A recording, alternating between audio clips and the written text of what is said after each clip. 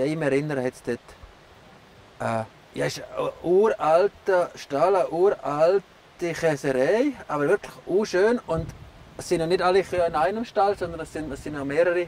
Ja, genau, Mehrere es sind Ställe. verschiedene Ställe, die eigentlich wie dann pro Bauer fast zugeteilt ist. Und die Kühe wissen dann eigentlich immer, in welchen Stall das gehen. Ja.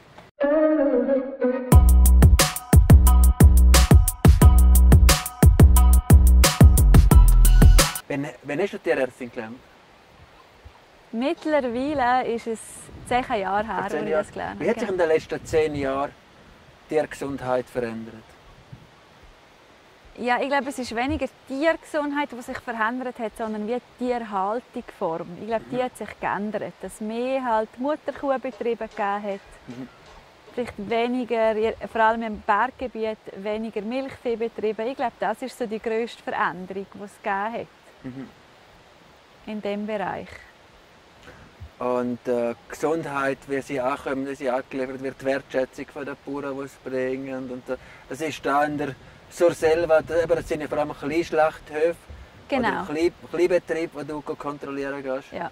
Das ist... Ja, ich glaube, das ist vor allem halt auch das Schöne, dass der Bauer mit dem Tier noch selber kommt. Ja.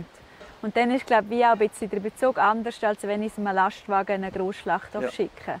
Da sehe ich eigentlich immer noch den Bauer direkt selber und kann mit ihm noch darüber reden, wenn jetzt die Kuh irgendwie etwas gehabt hat. Das ist eigentlich schon noch schön. Das Fleisch, was isst du für Fleisch?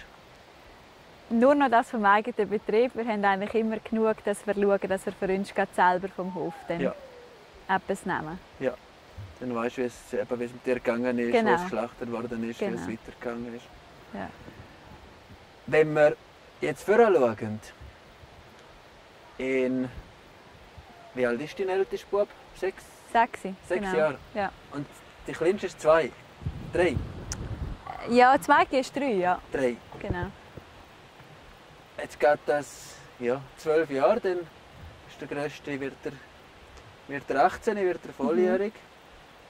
Wie wird er sich mit seiner Familie ernähren?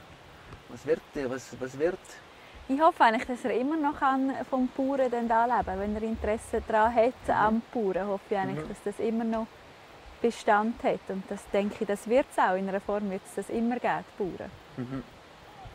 Das, glaube ich, wäre das Schönste, wenn er wie auch noch könnte in der Region, was er auch immer möchte, aber dass man wie in der Region noch eigentlich vom Bauern leben kann. Cool. Das wäre schön. Was muss passieren, dass das weiterhin möglich ist? Ich glaube, man muss einfach weiterhin das Bewusstsein haben für die Natur und wie man damit umgeht. Und dass man sich wirklich zum Teil auch noch bewusster ist, was man eben der Natur entnimmt und was man zurückgibt. Dass man die Kreisläufe halt wirklich auch respektiert, die da sind. Und dass halt nicht alles, was man im Unterland machen kann, dass man das im Berggebiet auch machen kann. Ich glaube, so die Wertschätzung vom Berggebiet und der Bauern, die da noch eigentlich ihr Einkommen erwirtschaften. Ich glaube, das ist wichtig für auch in Zukunft da